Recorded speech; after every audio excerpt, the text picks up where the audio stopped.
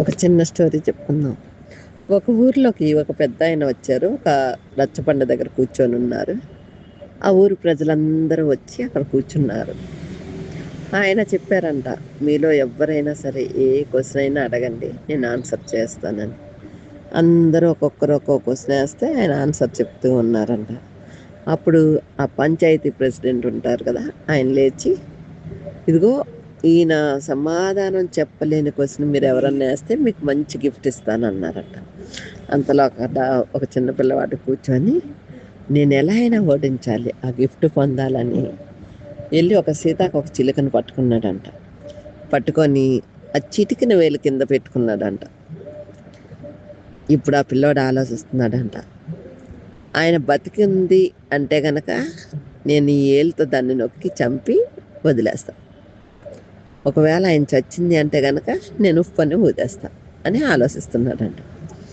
అప్పుడు పెద్దలందరి ముందు వచ్చి ఆ సీతకొక చిలుకని ఒక చిటికని వేలుతో లోపలికి నొక్కి మామూలుగా పట్టుకొని ఉన్నాడంట. అడిగాడంట పెద్ద ఆయన్ని, ఇప్పుడు చెప్పు తాత, ఇది బ్రతికుందా చనిపోయిందా అని.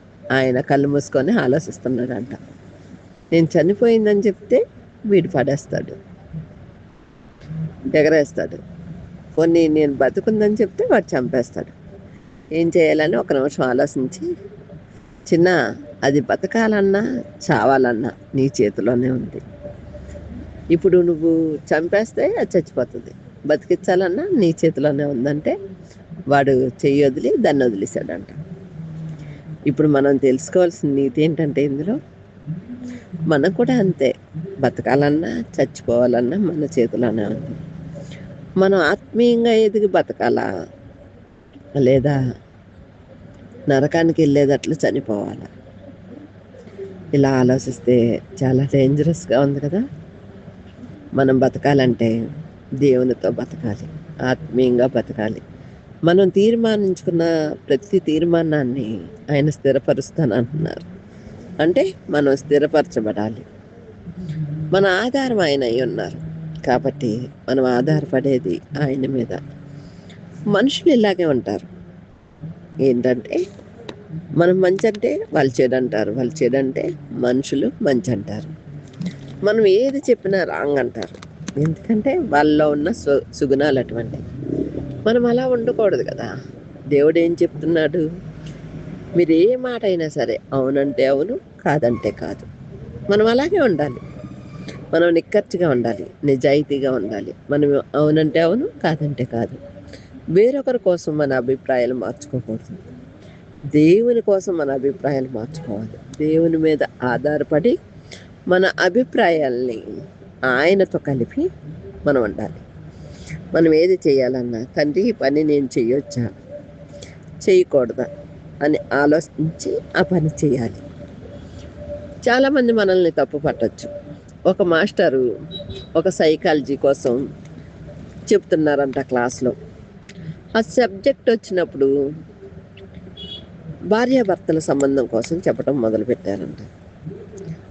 ఆయన దేవుడి బిడ్డ అయినా సరే ఆయన సైకాలజీ డాక్టర్ కాబట్టి ఆ విషయంగా ప్రతిదీ క్షుణ్ణంగా చెప్తున్నారంట. చెప్తుంటే అక్కడ స్టూడెంట్స్, ఈయనేంటి ఇంత వివరంగా చెప్పేస్తున్నారు, మనకి అవసరమా, మనకి ఈ క్లాస్ అవసరమా అని కొంతమంది స్టూడెంట్స్ అనుకుంటున్నారంట. కొంతమంది అయితే నేర్చుకోవటానికి చాలా ఉత్సాహంగా ఉన్నారంట. పుస్తకాలు ఆయన చెప్తుంటే రాసేసుకుంటున్నారంట.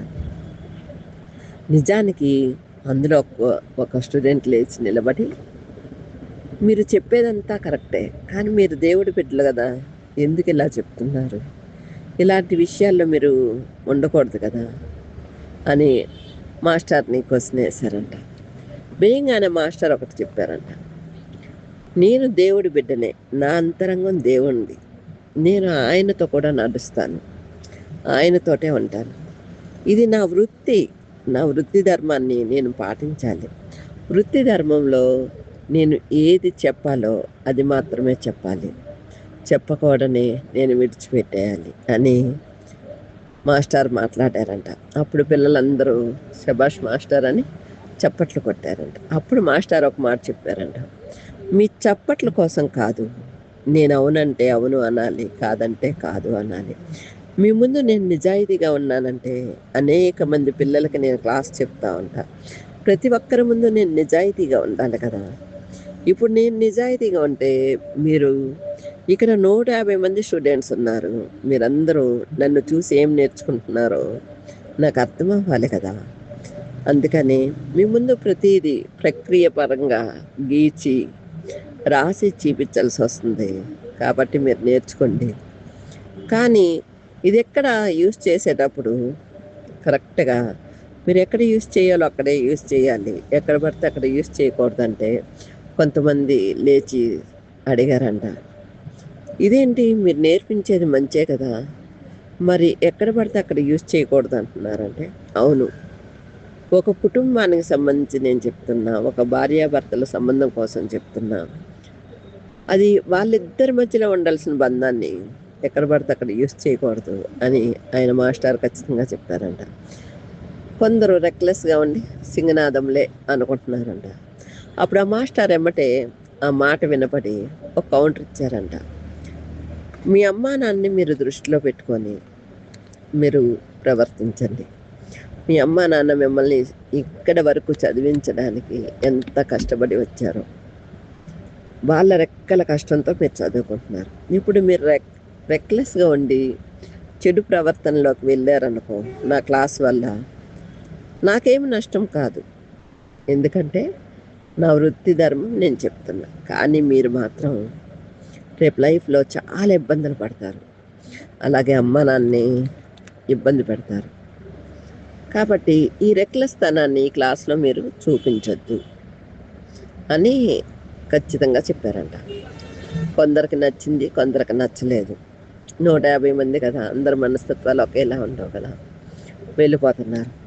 బయటకొచ్చాక ఒక స్టూడెంటు ఎనకాల లాస్ట్‌లో ఉండి, మాస్టారు మీరు చెప్పిందంతా నాకు కొంచెం అర్థమైంది. మాకంటే ఏజు పెద్దవారు మీరు.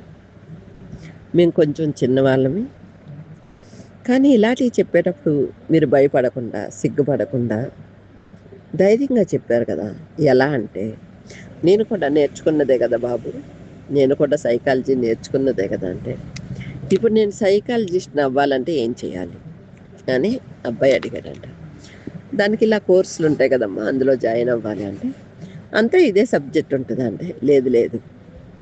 చిన్న చంటి బిడ్డ కాడ్నుంచి లాస్ట్ ముసలివారి వరకు ప్రతి ఒక్కరిని అధ్యయనం చేసేదే సైకాలజీ. ఈరోజు మీకు ఈ సబ్జెక్ట్ వచ్చింది కాబట్టి ఈ సబ్జెక్ట్ చెప్పా. రేపు ఇదే సబ్జెక్ట్‌ని చెప్పను కదా! అన్నారంట. అప్పుడు అబ్బాయి, అవునా! నేను ఇదే సబ్జెక్ట్ ఉంటదేమో, ఇంకా వేరే సబ్జెక్ట్ ఉండదేమో అని. అప్పుడు మాస్టార్‌కి వాడి మనస్తత్వం అర్థమయ్యి, నువ్వెందుకు ఇంత ఇంట్రెస్ట్ చూపుతున్నావో నాకు అర్థమైంది. నువ్వు అలా చేయకు. ఎందుకంటే నువ్వు ఎంచుకున్న దారి వేరు, ఈ దారి వేరు. నువ్వు ఎంచుకున్న మార్గం మంచి మార్గం. ఆ మార్గంలో నువ్వు ప్రయాణం చెయ్యి. నువ్వు ఇప్పటికిప్పుడు డెసిషన్ తీసుకొని ఈ మార్గంలోకి వచ్చావనుకో నష్టపోతావు అని హెచ్చరించారంట. ఒక 10 సంవత్సరాల తర్వాత అదే మాస్టర్ దగ్గరికి అదే స్టూడెంట్ వచ్చాడంట. వచ్చి, మాస్టారు మీరు నన్ను సరిచేశారు ఆ రోజు. నేను ఇప్పుడు మంచి ఉద్యోగంలో ఉన్నా. చాలా బాగా చదువుకున్నా. మీరు ఆ రోజు నాకు సజెషన్ ఇవ్వకపోతే నేనేమైపోయేవాడినో. నేను అప్పటికే కొంచెం మనసులో దృఢత్వం లేకుండా కొంచెం నలిగిపోయి ఉన్నాను. మీరు నన్ను బలపరిచారు. నాకు మంచి నేర్పించారు అని. అప్పుడు ఆ మాస్టర్ చెప్పారంట, బాబు నువ్వెవరో నాకు గుర్తులేదు. నేనిప్పుడు పెద్దవాడినయ్యాను. నేను ఎంతోమంది స్టూడెంట్స్‌కి నేర్పించుంటా కదా! కానీ నువ్వు నాకు గుర్తులేదు అన్నారంట. అది కాదు సార్, ఇలా సైకాలజీ క్లాస్ చెప్పారు కదా మాకు పలానా కాలేజీలో అంటే, నేను చాలా చోట్ల చెప్పుంటా కదా! నాకు గుర్తులేదమ్మా. కానీ థ్యాంక్స్ నన్ను గుర్తుపెట్టుకొని పలకరించినందుకు అంటే, అబ్బాయి కొంచెం చిన్నబోయాడంట. అయ్యో! మాస్టర్ నన్ను గుర్తుపట్టలేదే. కానీ మాస్టర్ వల్లే కదా నేను మంచి జాయిన్ అయ్యానని. తను ఎక్కడికెళ్ళినా ఈ మాస్టర్ కోసం చెప్తున్నాడంట. ఒకరోజు టీవీ అనౌన్స్‌మెంట్ వచ్చి టీవీలో తను ఇంటర్వ్యూ ఇస్తున్నాడంట అబ్బాయి. ఇంటర్వ్యూ ఇచ్చేటప్పుడు సైకాలజీ కోసం చెప్తున్నాడంట. అంటే కొంచెం తన నాలెడ్జ్లో తెలుసుకున్నది. చెప్పేటప్పుడు ఈ మాస్టర్ పేరు చెప్తే ఈ మాస్టర్ గారు అక్కడే కూర్చొని టీవీ చూస్తున్నారంట. ఈ మాస్టర్ గారి పేరు చెప్పగానే అప్పుడు గుర్తొచ్చిందంట ఈ మాస్టర్ గారికి. అయ్యో, మొన్న తను పలకరించినప్పుడు నాకు గుర్తు రాలేదే. ఆ రోజు నేను ఈ అబ్బాయికి చిన్న క్లాస్ చెప్పాను, అబ్బాయి మంచిగా మారాడు. సరే, ఆ మాస్టర్ గారి కోసం అబ్బాయి చెప్పాడంట. ఆ సారు నిక్కచ్చిగా ఆయన ధర్మాన్ని పాటిస్తూ, ఆయన బోధిస్తూ పిల్లల్ని ఎలా మలుచుకోవాలో నేర్పించారు. ఒక సంబంధాన్ని ఇంకో సంబంధంతో కలపకుండా ఎలా ఉండాలో నేర్పించారు. మాకు ఒక గంట ఆయన నేర్పించింది మా లైఫ్ లాంగ్ జీవితాల్లో మేమందరం సెటిల్ అయిపోయేలా చేసింది. నా స్నేహితులందరికీ ఆ మాస్టర్ గుర్తున్నారు అని అబ్బాయి చెప్పాడంట. చూసారా, ఆయన ఒక దేవుడి బిడ్డ. అయినా సరే క్లాస్లో చెప్పాల్సింది చెప్పాల్సి వచ్చినప్పుడు చెప్పాలి.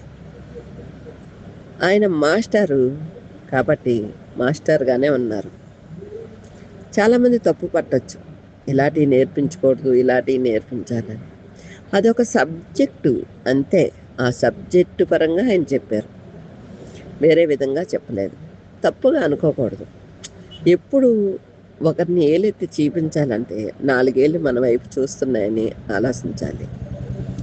ఇక్కడ మాస్టర్ కోసం ఎందుకు చెప్తున్నానంటే, ఆయన సైకాలజీ చదివారు కాబట్టి ఆయన ఎంతోమందికి సజెషన్ చేసి ఉంటారు, ఎంతోమందిని మార్చుంటారు.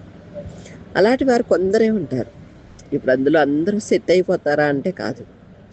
కొందరు అవునంటే అవునంటారు, కాదంటే కాదంటారు. కొందరు అలా కాదు, అవునంటే కాదంటారు, కాదంటే అవునంటారు. రివర్స్ ఉంటారు అనమాట. కానీ ఆ మాస్టర్ అలా లేరు. ఎందుకంటే ఆయన ఏమి చేస్తున్నారు ఆయనకు తెలుసు. తెలియక చేసేవారు కొందరు ఉంటారు, తెలిసి చేసేవాళ్ళు కొందరు ఉంటారు. ఈ మాస్టర్ దగ్గర మనం నేర్చుకోవాల్సింది ఏంటంటే, మనం తీర్మానించుకున్న ప్రతి తీర్మానాన్ని మనమే బలపరుచుకోవాలి.